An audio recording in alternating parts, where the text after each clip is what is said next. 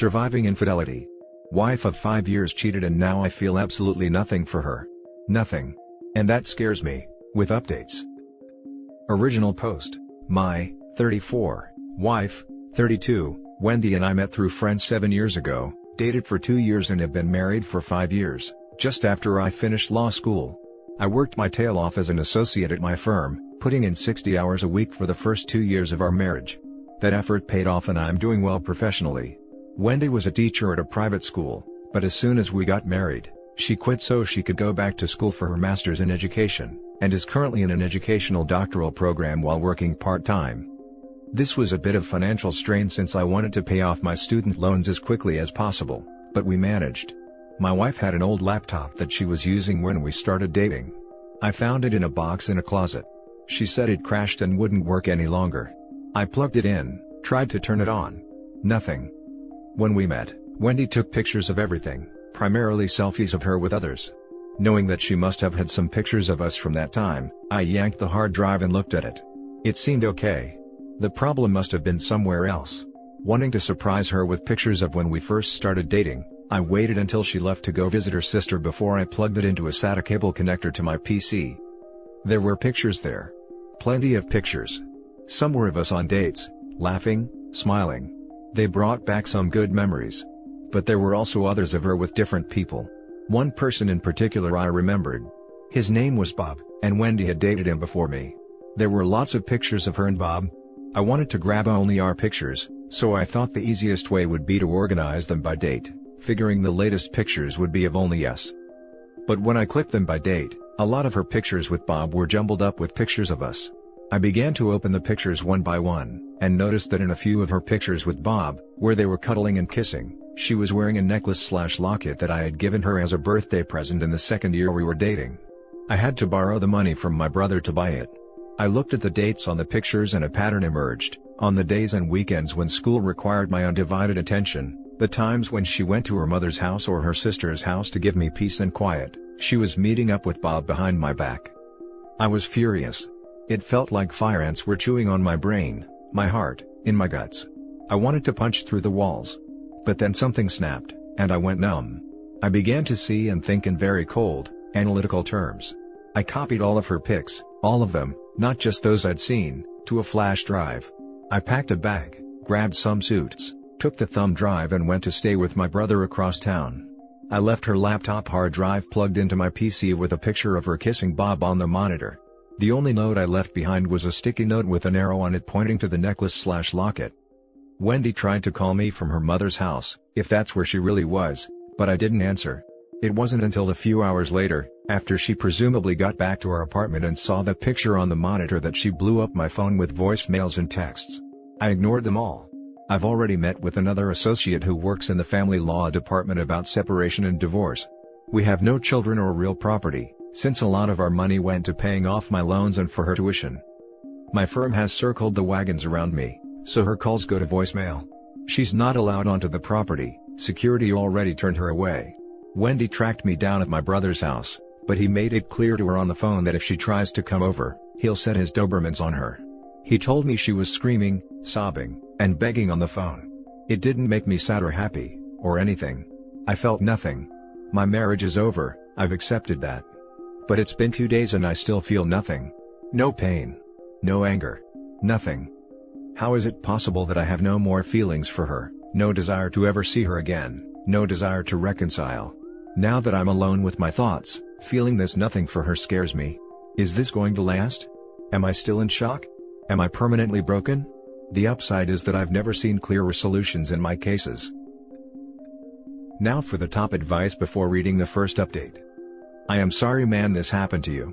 A good thing is that you found out before any children involved. I am not going to lie man, I would do the same thing and never look back, though I think eventually you will meet with her and her sob story. I was lonely, it was nothing, I realized I love only you etc. A person capable of hurting you that way, worth not another second of your life. As for feeling nothing, it's the shock of finding out that the person you love never existed. It's a self-defense mechanism that unfortunately will wear off and the pain will come. Shield yourself with loved ones to get through it. Mourn her then like she died, and move on to someone worthy. I was lonely, it was nothing. You know, to me this is even worse.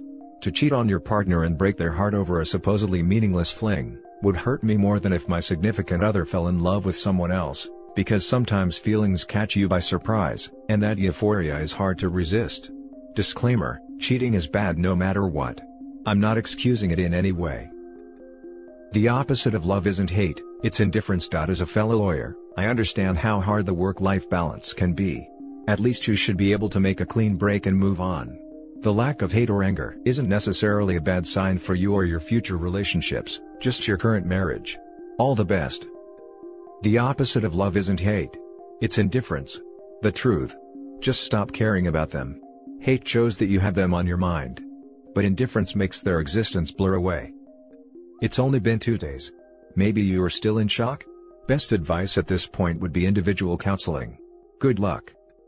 This, but also having experienced something similar myself, a lot of our ideals about who our partner is as a person shapes our feelings for them. When you find out something that completely shatters that ideal, it's like the person you love stops existing, never existed, and the person left in front of you is a total stranger. It's been 6 years since my 9-year relationship ended, and I still have not cried over it. There was a small window where I missed them about 8 months out, but it was only because dating was an emotional pain in the neck and I missed the stability, and the distance started to rebuild some of those false ideals.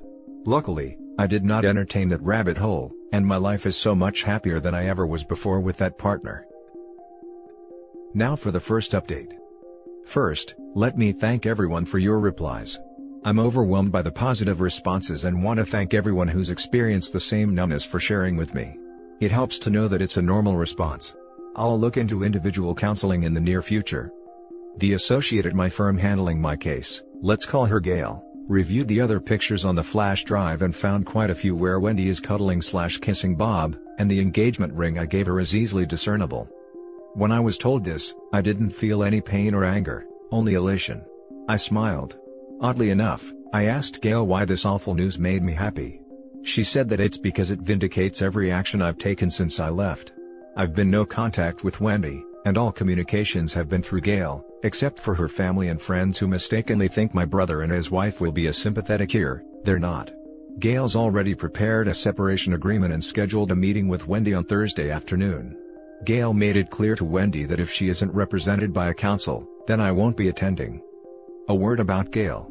I can't post her firm nickname, but let's just say if you think Pit Viper, you'd get the right idea. I'm glad she's on my side. We'll be filing the petition for divorce shortly. Gail believes any spousal support will be minimal and end quickly, as she said I'll likely get stuck paying the rent for the next 5 months until our lease ends and Wendy completes the last of her doctoral courses. The only significant asset we have is the account with our savings for a down payment on a house, but it's a dual signature account with no ATM access. Thank you long forgotten bank guy, for suggesting that as an extra security measure against fraud. My sister-in-law went over to my apartment when Wendy was supposed to be at her part-time job to grab more of my clothes and personal items. She ended up listening to Wendy for a couple of hours. The Redditor who said Wendy would straight up lie about pretty much everything nailed it. The whole time sister-in-law was packing up my stuff, Wendy was telling one easily provable lie after another. Getting nowhere, Wendy asked sister-in-law, "Isn't there a guy in your background that just gets inside your head and you can't say no?" So, I guess that's my answer to why she cheated. Bob is a Jedi and Wendy is weak-minded. By the way, sister-in-law did answer her question. Yes. I married him. Spending time with my brother's family has kept me from feeling isolated. My nephews are crushing me in video game and I'm enjoying every second of it. Work's going great and the partner who oversees my department stopped by to tell me that he's really proud of how I haven't let this personal issue negatively affect my work. Well, that's it for now. Thank you to everyone that replied with supportive posts. I can't explain how much it helps to know I'm not the only one to go through something like this or the apathy I feel toward my soon-to-be ex. Now for some top comments before reading the final update. Sister-in-law's answer crushed it. You owe her big time. Congrats man. Glad your firm stood by you. Excellent, blindsided, regrouped, plan of action, pulled the ripcord, and safe landing. Besides your career, go do what you always wanted to do, learn to fly, sailing lessons, sailplane lessons, scuba, kiteboarding, race car driving lessons. You will meet new and interesting people while learning and having fun. Congratulations on achieving apathy toward your wayward wife. That is the state of being to aim for when ditching a cheater. Some of us have struggled for years to achieve the Zen of May.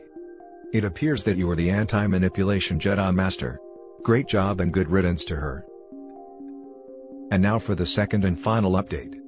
Wendy found a lawyer, Todd. Gail and I met with them on neutral ground at another firm. We all had to wear masks due to COVID, which made it look like we were there to rob the place or something. It was the first time I'd seen Wendy since she left to go to her sister's/mother's house. Wendy looked like hell. Bloodshot eyes, dark bags underneath. Tear had streaked her makeup. The skin on her neck was covered in hives. I looked at her and felt nothing. More on that later. The second she saw me, Wendy blurted out that she was sorry for everything, that she loved me, that she couldn't live without me, that this was all a mistake. All the standard garbage. She tried to hug me, but Gail inserted herself between us, and told Todd to remind Wendy that she is not to speak directly to me or Gail, that she is to talk to Todd who will talk to Gail who will talk to me. Gail had told me to say nothing and keep a blank expression on my face. I thought this would be hard since I've been worrying about if my initial anger would return, but it didn't. I was still numb, kind of in a daze, like an out-of-body experience. Todd asked about reconciliation. Gail made it clear that we were there to review the separation agreement. Nothing else. Wendy yelled at me that we've been married for 5 years, and I shouldn't throw it all away over a mistake. Gail reminded Todd that Wendy was not to speak to me directly. Todd whispered something to Wendy and she momentarily got control of herself again. Gail and Todd began discussing the separation agreement that she'd emailed him. Todd said he did, but didn't think it was fair to Wendy. He tried to nitpick, likely to show Wendy he was doing something to earn his fee, but Gail knocked down every argument he made until he admitted that it was as fair as the law requires. Wendy said that none of this is fair, because this is all a mistake. Gail spread black and white printouts across the table of all the pictures from the flash drive with Wendy kissing/hugging Bob where her engagement ring is clearly visible. Gail circled the ring in each picture with a big fat, dark red marker, alpha move, by the way, asking Todd each time, "Does your client believe this was a mistake? How about this? Was this a mistake? No? What about this one?" Wendy collapsed back into her chair to ugly cry. Gail and Todd began discussing timelines for delivery of a signed settlement agreement, and other matters going forward. I guess my silent indifference finally got to Wendy because, completely unprompted, she screamed out that she never cheated during the marriage. Gail wasn't having it and told Todd, "Tell your client to give me her cell phone. If your client hasn't cheated during the marriage, then she won't have a problem with my IT guy copying everything on it, and downloading everything in any online accounts she's logged into. I can have him here in 10 minutes. Wendy clutched her cell phone with both hands, refusing to hand it over. Todd whispered something to Wendy. I'm certain he told her she just admitted to cheating. Cue more sobbing. I smiled underneath my mask but said nothing. At this point, I felt sorry for Todd, call it professional empathy. I've been in his shoes before. You know you've got a loser case with a loser client, the other attorney is 1982 to 1986 Wayne Gretzky, and you're a second-string high school goalie with a slow glove hand. Basically, you just want the beating to end. When the meeting was over, I left without saying a word to Wendy. What's the use? Every word out of her mouth is going to be a lie. Gail received the signed separation agreement yesterday afternoon. I thought I'd be on the hook for the rent until June, if only to protect my own credit.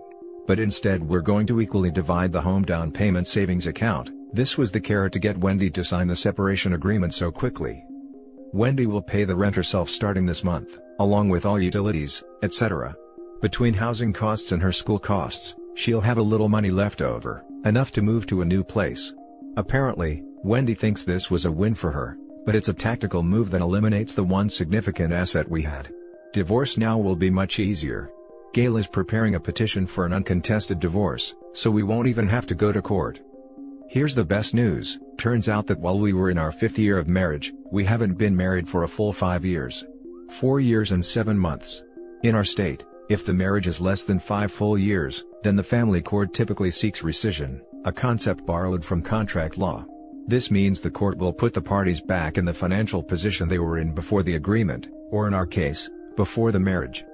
Immediately before our marriage, I was a jobless, heavily indebted law school graduate waiting on my bar results, while Wendy was a full-time, gainfully employed teacher. With no real property, no children, her account full of money, a teaching credential, a graduate degree in hand, and soon a doctoral degree to go with it. Wendy can't make the argument that rescission isn't appropriate in this case. In short, no alimony. Gail did warn Todd that if Wendy contests the divorce, the first person she'll depose will be Bob. Todd replied that Wendy agreed not to contest the divorce. If all goes well, 3 months from now I will be putting this sad chapter of my life behind me. I still feel nothing for Wendy, but that no longer scares me. The Redditor who said it was because the Wendy I dated/married never existed was right. You, sir, are wise.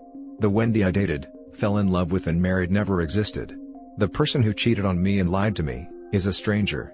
Our entire relationship was all a lie, an elaborate Plan B illusion that benefited her at my expense. I think my mindset also has to do with my first real job between college and law school, when I worked in commission sales. There was a phrase drilled into our heads: you have to get through a lot of no's to get one yes, so don't worry about the no's, don't waste your time and effort on them, and you'll find your yeses a lot faster and easier. Wendy was a no and I wasted too much time and effort on her already, so no more.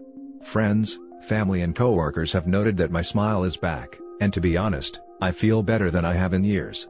But just to be on the safe side, I have scheduled a few phone/video appointments with a therapist. We'll see how that goes. This will likely be my last update. Thank all of you again for your support and wisdom. If I can repay your excellent advice with some of my own, if your spouse cheats on you, talk to a lawyer as quickly as possible, and then listen to what your lawyer tells you to do. And that's it for this video, guys. If you have thoughts to share, leave a comment below. Don't forget to hit like and subscribe if you like this content. I'll catch you in the next one. Good day everyone.